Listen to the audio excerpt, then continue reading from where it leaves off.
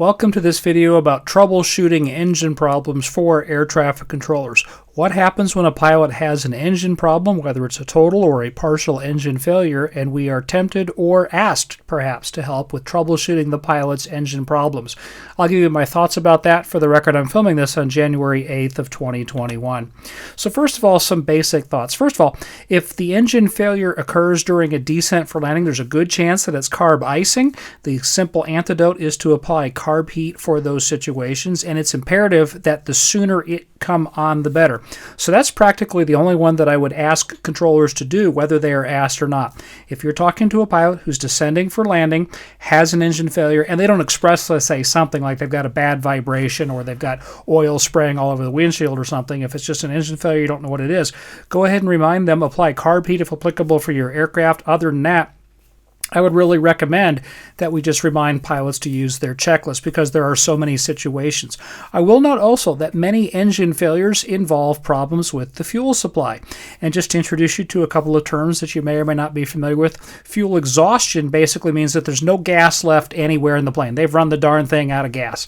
Fuel starvation is a little bit different. Fuel starvation means that there is still gas in the plane, but they can't access it for whatever reason. Occasionally you have like a tip tank out of the wingtip or something, and it requires a fuel pump to work to get the fuel out of it, and that fuel pump is no longer working. So there's still gas in the airplane, but the engine becomes starved for fuel.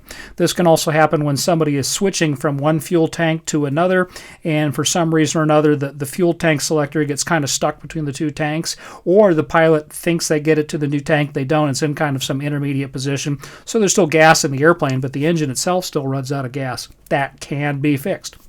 So, unless it's for carb icing, in which case we're talking about applying carb heat, generally speaking, once an engine fails, I recommend that we remind them, especially for these single-engine airplanes, to go to best glide speed, remind them to do their checklists, and then I would say, if time permits, controller-aided troubleshooting might begin.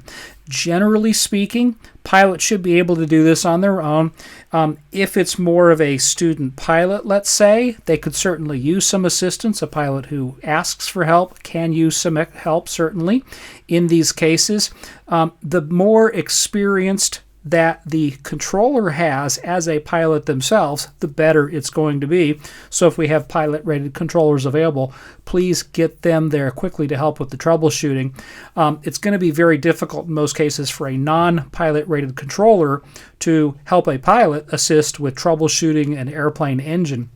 I will give you some thoughts on improving that in just a few minutes in the video, but the general rule of thumb is I tend to be a little reluctant about getting into troubleshooting. In a lot of cases, whatever problem there is might not get fixed and so on. But anyway, let's do the best we can. And so to do that, we're going to look at our two basic friends, the Pilot's Handbook of Aeronautical Knowledge. We're going to skim through some stuff in Chapter 7, and then we're going to look at the chapter about emergencies, Chapter 17, in our friend, the Airplane Flying Handbook. So without further ado, let's jump into the two handbooks and go through some stuff here. So just very briefly, the table of contents to orient ourselves. Chapter 7 in the Pilot's Handbook of Aeronautical Knowledge is about aircraft systems. We're going to look at some stuff about reciprocating engines, propellers, a couple of other things along the way. We will skip the part about turbine engines. As far as I can tell, no controller will ever do anything to assist a pilot in troubleshooting a turbine engine under any circumstances. And then we will talk a little bit about fuel systems. So let's go to Chapter 7, page 1. And what we're going to do is kind of skim through some stuff that I've highlighted. Just in the order in which they're presented in the Pilot's Handbook of Aeronautical Knowledge. In the section about propellers, there is this kind of curious note. I'm not going to read the whole thing, but this one's actually a little bit unusual.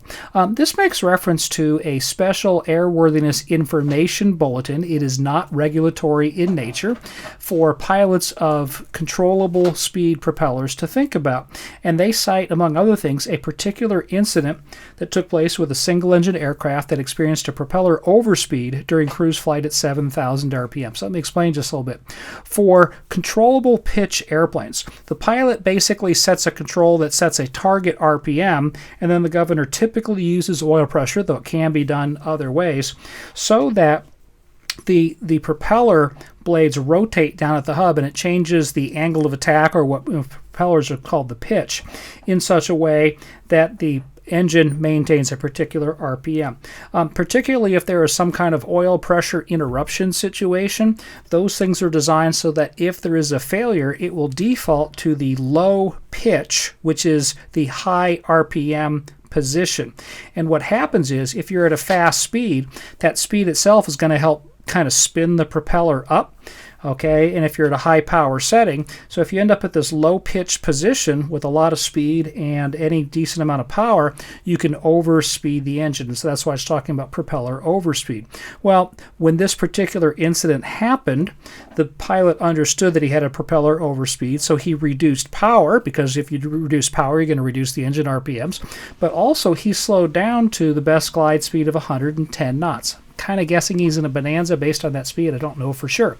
But anyway, for whichever kind of airplane this was, when he slowed to 110 knots, he was still fast enough that it was spinning the engine up quite a bit. And because it was spinning the engine up quite a bit, he had to really leave the power back, and so he wasn't getting much power to the prop.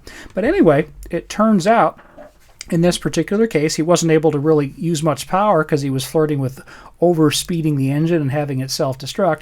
In this particular case, he was unable to reach a suitable airport and had to make an off-field landing. Okay, well, then they figured out that what happened was, if he had slowed down to below his best glide speed, then there wouldn't have been as much airflow over the prop to drive the RPMs. He would have been able to use more power to gain RPMs. He would have got more thrust, and with the performance calculations, he would have been able to make the airport. So these are rare circumstances, and this one isn't really troubleshooting per se, because we don't have a way to fix this problem for the pilot.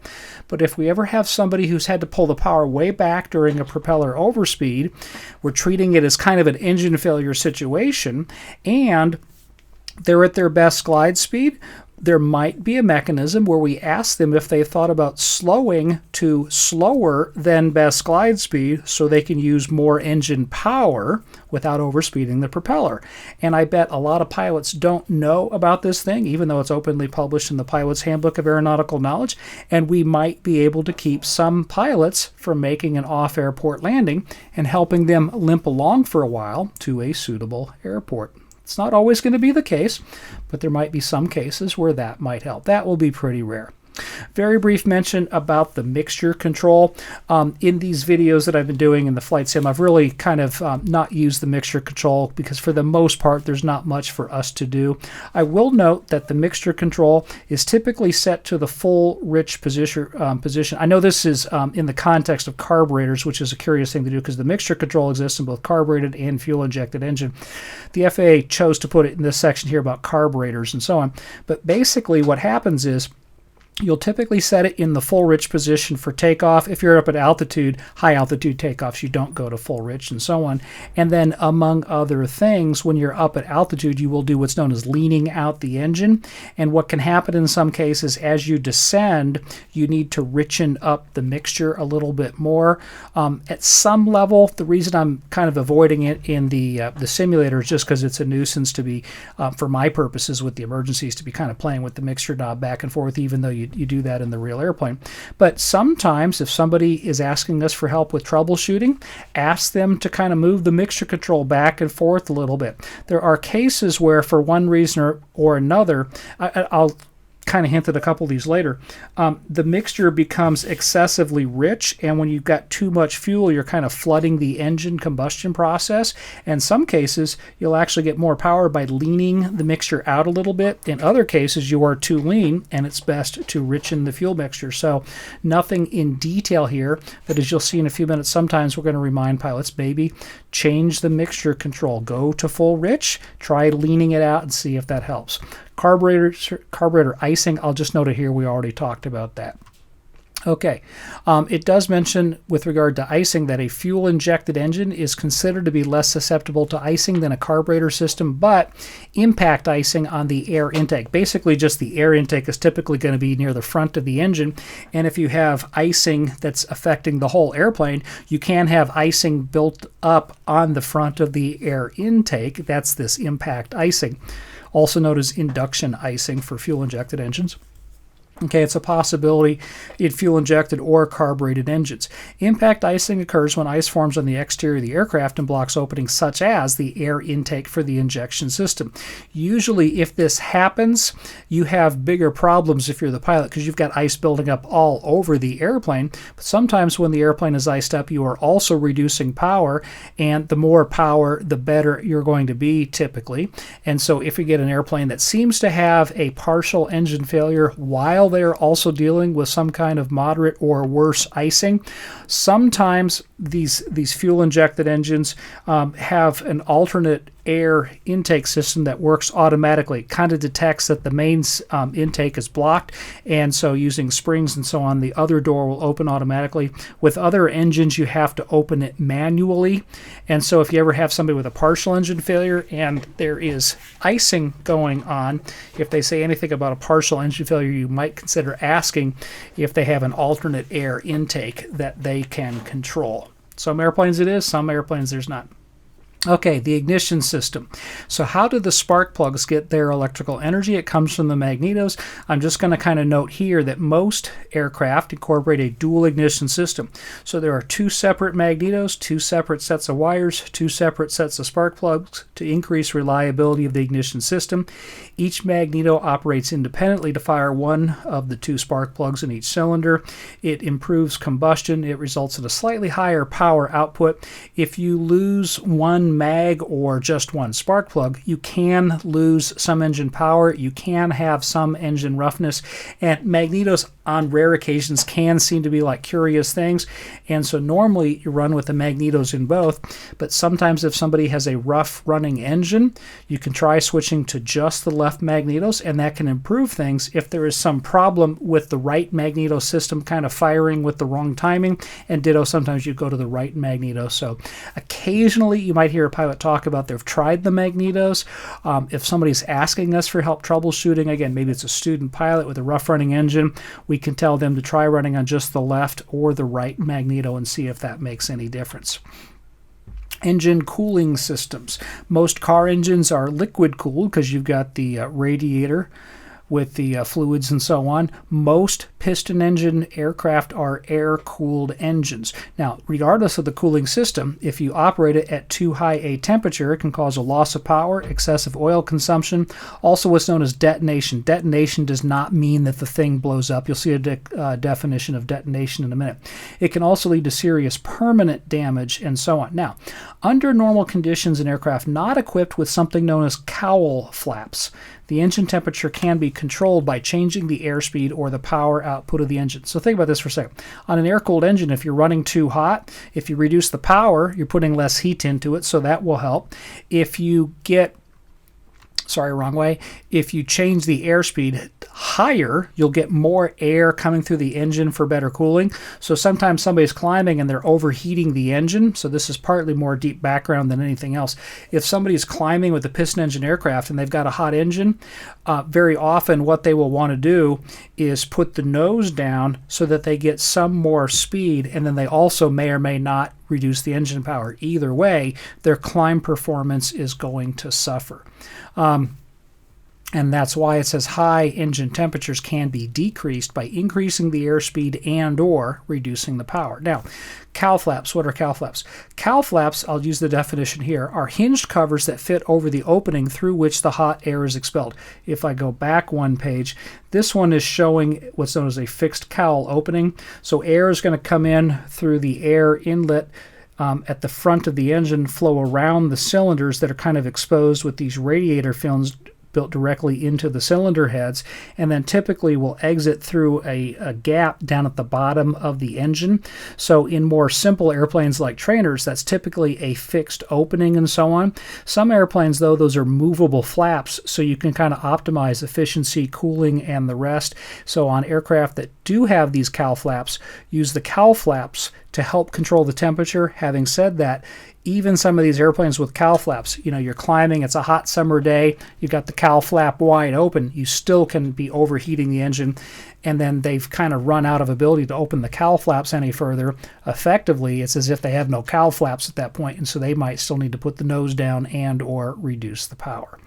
All right, the combustion process. During normal combustion, the fuel-air mixture burns in a very controlled and predictable manner. In a spark ignition engine, the process occurs in just a tiny fraction of a second. If you really were to slow it down with one of these 10,000 frame per second cameras, you'll see it's a controlled flame that begins at the 2 spark plugs, because again, there's typically 2, and it proceeds very rapidly through the cylinder as the piston is coming up the top dead center and starting down on the combustion stroke of the 4-stroke cycle. Now, that happens so fast, our brains kind of process that in real time as if it's practically an explosion, but it's really a very controlled burn, even though it's very fast. Detonation is an uncontrolled and explosive ignition of the fuel-air mixture within the cylinder's combustion chamber, so it's detonation within each cylinder. It causes excessive temperatures and pressures, which, if not corrected, can very quickly lead to failure of the piston, the cylinder, the valves, and in less severe cases, detonation causes engine overheating, roughness, or loss of power. Let me talk about kind of the antidote to detonation in a moment, because I want to first talk about pre-ignition. Pre-ignition is something that's a little bit different. Pre-ignition occurs when the fuel-air mixture ignites a little bit on the early side, so it ignites prior to the engine's normal ignition event. Premature burning is usually caused by a residual hot spot on the combustion chamber, often created by a small carbon deposit on a spark plug, a cracked spark plug insulator, or some other damage in the cylinder that causes a part to heat sufficiently such that it ignites the fuel-air charge a little bit earlier than it should be, and so on. Now, the way these spark plugs are designed to fire, they actually fire just a little tiny bit before the piston gets to top dead center, and that's because, again, it takes a little bit of time. Even though it's so fast, it still takes just a little bit of time for that flame front to propagate throughout the cylinder, and so the flame is just getting started at the spark plugs if you would, again, slow it down with one of these really ultra high-speed cameras, and the piston is actually still coming up. And right about the time the piston gets to top dead center and just starting down, that's when the flame front is really kind of going through the combustion chamber, and so it gives a really good push on the piston going down. What happens with pre-ignition is it ignites early, and so the piston is still going up with more travel to go in the up direction before it gets to top dead center when the ignition occurs, and that's really hard on the engine. And so that causes the engine to lose power. It produces high operating temperature, and just like with detonation, pre-ignition may also cause severe engine damage because the expanding gases exert excessive pressure on the piston while still in the compression stroke. So somebody could talk to us about detonation. They could talk to us about pre-ignition. There are a couple of other causes, and then I'm going to finish this joyful conversation here. Detonation and pre-ignition often occur simultaneously, and one may cause the other. Since either condition causes high engine temperature accompanied by a decrease in engine performance, it is often difficult to distinguish between the two. However, from a controller's perspective, whenever somebody is getting detonation and or pre-ignition, typically what they're going to want to do is reduce the power, get the nose down, get some more airspeed, get that engine cooled off, and depending on what's the actual cause, they may or may not be able to kind of keep some power going. They, in some cases, not many, but in some cases, they might be able to get the engine to sort of cool off a little bit if it's operated at idle for a while, and then as they get near an airport, they might be able to restore some power. Depends somewhat on the cause. Okay, we're to the section where we're looking at turbine engines. First, under the piston engine, it does talk a little bit about FADEC, which can be for turbine or piston engines. That's just like electronic control for the engine. There's nothing that a controller can do if there is a FADEC problem and the computer's gone glitchy in how it's running the engine, so I'm not going to talk about it further. We're going to skip all this section about turbine engines because there's really nothing for a controller to do, and we're just going to finish with talking about fuel systems. So you're smart enough to know that the fuel system is designed to provide an uninterrupted flow of clean fuel, and I'll say the right kind of fuel, from the fuel tanks to the engine, and the fuel must be available to the engine under all conditions and so on. Now, typically there's either gravity feed or fuel pump systems. Gravity feed is typically going to be for high-wing airplanes. I think you got that one figured out, right? And so it's just the gravity from the high wing with the fuel in the wing tanks that is going to supply fuel to the engine. You can still have fuel pumps installed for one reason or another, and occasionally with the high wing airplanes, if there is some kind of fuel supply problem, a fuel pump can help. Usually you don't run the fuel pump during flight for the high wing airplanes. For a low wing airplane, okay, these are going to be fuel pump systems. and they typically have two fuel pumps. The main pump system is engine driven, and there's also a switch-operated electrically driven auxiliary pump provided for use both in engine startup and in case the main engine pump fails. So that auxiliary pump, also known usually as a boost pump, provides added reliability to the fuel system. There's a couple of the reasons why pilots would use that, but especially in the low-wing airplanes, if there's a fuel supply problem, sometimes you will turn on that boost pump or that auxiliary fuel pump because there's been a problem with the main pump. The fuel primer, this is really just for carbureted engines, okay, to prime them when you're starting them in the winter and so on. However, in these fuel primer things, the way they're designed, you have a knob basically, and you need to make sure that's locked before takeoff. If you don't get that locked properly, what can happen is the vibrations during flight, just from the engine and so on, sometimes if you don't have that primer knob locked properly, it can kind of work its way back out, and it's in kind of an open prime position. And if that happens, if it vibrates out of position during flight, it leads to an excessively rich fuel-air mixture. The simple way to fix this is to put the primer knob back in and make sure it's locked. You would not fix this normally by leaving that primer knob open and then taking the mixture control and bringing it back to a much leaner position. In effect, letting the primer knob do some of the richening and then the mixture control do the rest. That's not the way you would normally do it. I suppose, have to admit, I can't say that I've heard about this. I suppose you can have a situation where something in the priming system doesn't work, and that's one of the reasons why you might bring the mixture back to a much leaner position than you would normally do, because in some form or fashion the primer system has broken. Like I say, I admit I haven't heard of that, but that's one reason why we might remind pilots to try different mixture knob settings. The fuel tanks themselves, they have to be vented to the outside to maintain atmospheric pressure inside the tank, and sometimes what you can have happen, again, this is showing like a gravity feed system up top and a fuel pump system on the bottom. Either way, the fuel caps typically are vented. You might have some other kind of vent like they're diagramming here as well, or just solely.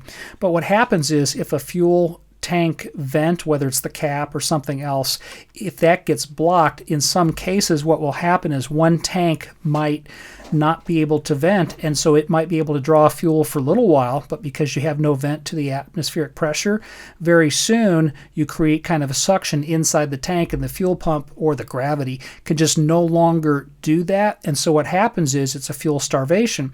Basically, that tank becomes no longer usable because even though it's fuel in it, you can't access it.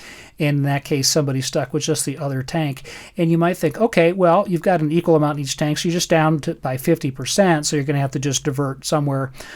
However, in some cases, though, what happens is you get into a fuel imbalance because you're draining the left tank and you've got a lot of fuel in the right tank or something like that. So even though you might still have half of your fuel left, basically, you can't even access all of the fuel that you have in the other tank. And then the last thing I'll note here, without going into much detail, just the fuel selector valve allows selection of fuel from various tanks. This is showing a fuel selector valve that's typical in a lot of Cessnas, where you can do from both tanks, or just the left, or just the right, or off, which is something of a more emergency, or sometimes you'll park it that way, position. However, a lot of the low-wing airplanes, it's just left or right, and so somebody has to switch from time to time. I actually mention this here, not so much because I think a pilot's going to forget it in normal operations, but I think that in some emergencies that go on for a little while, pilots might become distracted and forget to switch tanks. So if we have an emergency, if it's going on for a little while, at some point we might think to ask them just, are they switching tanks on their normal schedule? Not a big deal. And that is going to conclude our look at the Pilot's Handbook of Aeronautical Knowledge. Let's look at a couple things in the emergencies chapter in the Airplane Flying Handbook, which is chapter 17. We're going to look at two basic sections. One is about engine fires. There are some things notable for our purposes here. And then we're going to spend a few minutes looking at a chart presented under this heading of abnormal engine instrument indications. So we're going to start on page 17-8, engine fire. In-flight engine fires.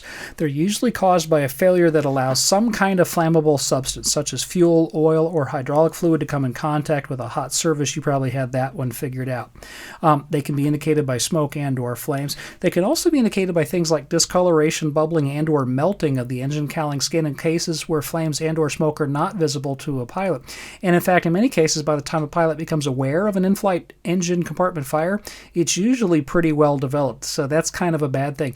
When the fires first start, if it's an in-flight engine fire, again, for a lot of single-engine airplanes, that can be very difficult for a pilot to know about. Among other takeaways from this observation, tower controllers, if you see smoke coming from an aircraft, do not assume that the pilot knows about it. Inform them of it. I think most of you are doing a good job about that already, but I'll note it for the record. Also, I'll note that if the engine compartment fire is an oil-fed fire, because you have some kind of an oil pressure problem, which is typically evidenced by thick black smoke instead of a fuel-fed fire, which typically produces more flames and less smoke. In an oil-fed fire, the pilot should consider stopping the propeller rotation by feathering or by other means, such as with constant speed propellers, where you kind of set that propeller governor to maintain an RPM. In this case, if you have an oil-fed fire, what you do is you place the pitch control lever to the minimum RPM position. So you're trying to slow the prop down. It goes to a high pitched position. And this is, you're trying to get the engine to actually physically stop. Again, in most situations of an engine failure, unless there's damage to the engine, the air blowing over the propeller continues to windmill the engine. Well, in some of these cases, these pumps are engine-driven pumps. And so if you have a fire that's an oil fire or a hydraulic pump fire, okay, even if you shut the engine off, it's still windmilling, and so it's still pumping this kind of flammable fluid onto the hot engine stuff. So in these cases, go to something like the minimum RPM position if you can. Usually, though, the propeller is still going to be windmilling, and what happens is you still have the problem going on. Therefore, the pilot should raise the nose to reduce airspeed until the propeller stops rotating. For many airplanes, that's basically about the stall speed or even slower. Now, how do you fly an airplane slower than the stall speed? Well, it's actually pretty simple. You just can't do it for long. What you do, and this is a little bit easier said than done, and then we're going to have to translate to see how a controller could even tell a pilot to do this, but basically you pull the nose up quite high, okay, and normally you're going to stall at some given airspeed, assuming that the wings are trying to lift the entire weight of the aircraft. But as you get nice and slow with the nose up quite high, you then start to push. And when you do that, you're reducing the amount of lift, okay? You're reducing the G-force, so you're maybe at like 0.5 Gs, or if you push hard enough, you can go 0 Gs. If you push hard enough, you can even go negative Gs as you push up over the top. But if you picture something like a low G type push, where you're down at like 0.2 of a G or something like that, you can, for a few seconds with the nose still up as you're kind of rounding out over the top and starting to dive, you very briefly get to a slow speed, can stop the propeller from rotating, and typically when that happens, once it stops, it will stay stopped. You can stop it and then pick it up enough speed, it'll start windmilling again. It's going to be hard to see how a controller is ever going to tell somebody this, but there are rare cases where it seems like there's thick black smoke and somebody is talking about an engine fire. If a controller thinks about it, I would just remind them, if you're seeing the thick black smoke, reduce the pitch or the propeller to the minimum RPM position, which is the best glide RPM position in any case, and the pilot may or may not figure out to reduce the airspeed until the propeller stops rotating. That's going to be a tough one. I frankly have a tough time seeing any controller ever telling somebody that. However, because it's there, I also didn't feel like omitting it. So, all right, one last thing before we end this video. I got to talk to somebody at the FAA. I wish I knew some people there about the way they put this on the pages, because the big note here, they put this figure on the next page and it interrupts the door opening in flight. It just doesn't fit with the way they did the pages. I wish they'd publish this in a different manner. Anyway, the Airplane Flight Manual, or the Pilot's Operating Handbook for any specific airplane, contains information that should be followed in the event of any abnormal engine instrument indications. That's why I want us to tell pilots, use your checklist, and that's the primary thing we should do. Having said that, there's a table that's shown in figure 17-11 that offers generic information on some of the more commonly experienced in-flight abnormal engine instrument indications, their possible causes, and corrective actions. That's this big table here, and we're just going to kind of skim through it fairly briefly. Okay, so first of all, loss of RPM during cruise flight for what are known as non-altitude engines. That just means they're not turbocharged or supercharged. So these are normally aspirated engines. Okay, if they lose RPM, it can be something like carburetor icing or that induction icing or air filter clogging. So for a carbureted engine, apply carburetor heat. That might fix the carburetor icing. Okay, and if you can, switch the selector to the unfiltered position. That's that alternate air where sometimes it'll do it automatically, sometimes there's a switch. I talked about that when I was talking about the impact icing or induction icing. If it's a loss of manifold pressure, if it's a non-turbocharged engine, then the same thing as above, do this kind of stuff, because manifold pressure will typically indicate a loss of power just like loss of RPM would. If it's a turbocharged airplane, there can be a possible exhaust leak. There, shut the engine down or use the lowest practical power setting. There's really not much we're going to do there, but if somebody has a turbocharged engine and they lose power, they might have an exhaust leak, and that might lead to an engine fire. If they gain manifold pressure during cruise flight, it's not a big deal. This is typically something where the throttle is opened up accidentally, the propeller control has decreased RPM, and that's why the manifold pressure goes up at a given power setting. These throttle and propeller controls typically have friction locks on them so they don't vibrate around during flight. There's nothing there for a controller to do. If the oil temperature is high, we're talking about high temperature here, okay, can be detonation or pre-ignition. We talked about that already.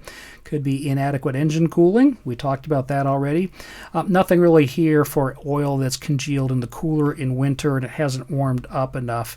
And so the oil that's in the cooler is just sitting there and never has a chance to circulate. There's a smaller amount of oil circulating through the engine. That oil temperature gets hot, and so there, ironically, that's why it says for high oil temperature, the antidote is to preheat the engine, which otherwise might seem a little silly.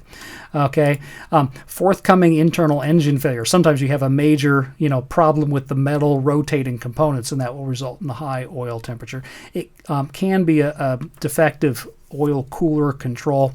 That's just land as soon as possible. Low oil temperature in the winter, just warm the engine up. Nothing for controllers to do there.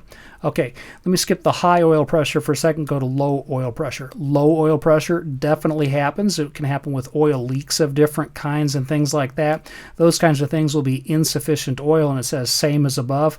A broken pressure relief valve is one way it can leak out. For any of these kinds of low oil pressure situations, pilots are going to want to land as soon as possible, okay, and stop the engine and so on. For high oil pressure, it can be just cold oil. It can be that there's plugging inside. Either way, reduce power, land as soon as possible. So the oil pressure stuff, there's really not much we can do as far as troubleshooting any of that stuff.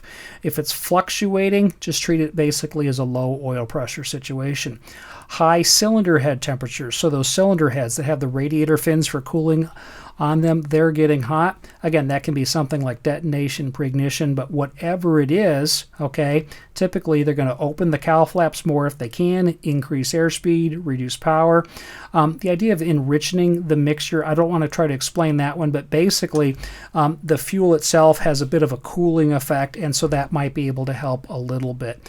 You might think it's otherwise not a good idea to put more fuel into a detonation situation, but that's what that's talking about here.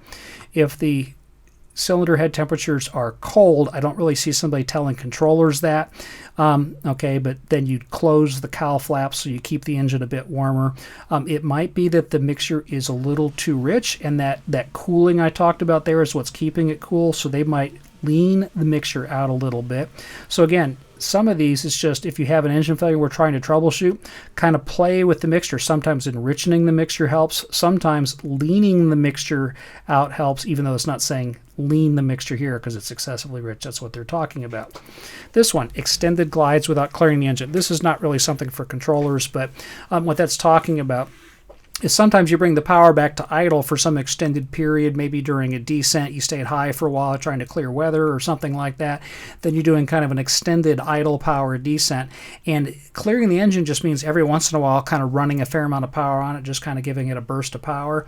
And so when you do that, you've got an engine where you're basically at idle, so you're not making much heat. You're doing this glide, so you're cooling the engine. You can get the cylinder head temperatures abnormally low. And so if you haven't cleared the engine for a while, for pilots, just clear the engine, so go power up. But that's not really something for controllers to do. I'm going to treat electrical failure differently, so I'm going to ignore these two about electrical failures. Surging RPM and overspeeding. Okay, so adjust the propeller RPM, and sometimes you will pull the power back, and we talked about already, sometimes it's best to slow down to a speed less than the best glide speed in some airplanes. You can also play with the mixture sometimes. If you lose one or more cylinders, there's going to be typically a lot of vibration and so on, and it's curious about how the manifold pressure and RPM will behave in those cases, but that's typically going to be a vibration. Just land as soon as possible. If the engine is rough running, and that's kind of a catch-all phrase, play with the mixture. Okay, can be the detonation or pre-ignition. Can be a problem with the induction air system where there's a leak, and so the engine is having trouble getting enough air.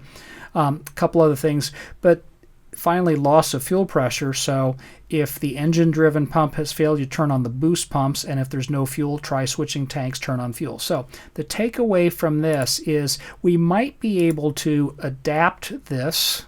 Sorry, that's the one I want. We might be able to adapt this so that we incorporate it into something that controllers can access, and so that if we ever get into a situation where a pilot is describing a rough-running engine, we can remind them using a simplified and adapted version of this to try playing with the mixture, okay, reducing power, etc., etc. I'm not going to go through all that, but we might be able to adapt this so that controllers can consult it and thereby.